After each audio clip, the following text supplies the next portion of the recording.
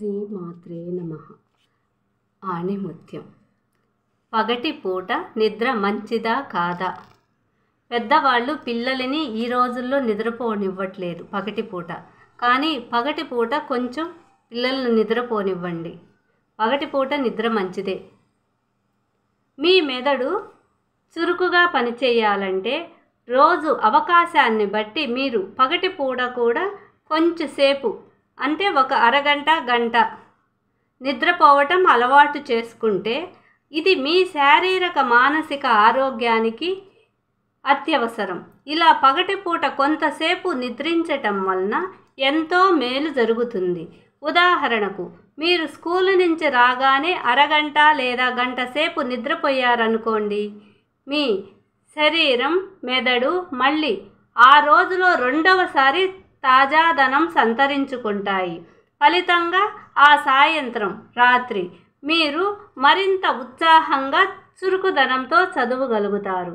ఇది మీ పఠనా వేగం, పఠనా సామర్థ్యం, జ్ఞాపక శక్తి వంటి అంశాలపై ఎంతో ప్రభావం చూపుతుంది. ఇలా ఓ వారం రోజుల పాటు చేసి చూడండి.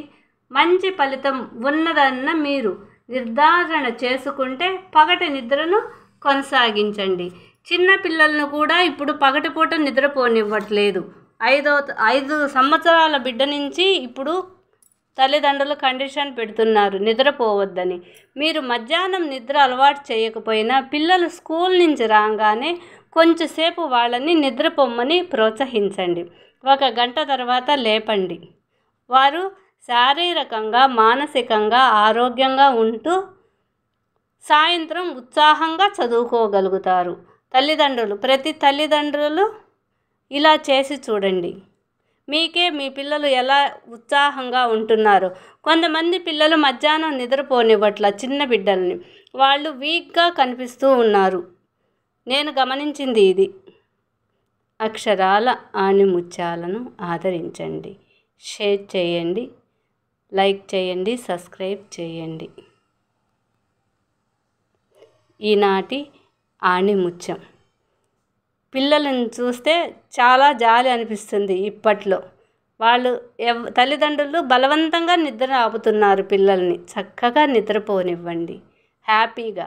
5 సంవత్సరాల పిల్లల నుంచి 10 సంవత్సరాల పిల్లలు బాగా అలసటికి గురవుతూ ఉంటారు. వాళ్ళు సాయంత్రం ఇంటికి రాగానే కొంత నిద్ర వాళ్ళకి అవసరం.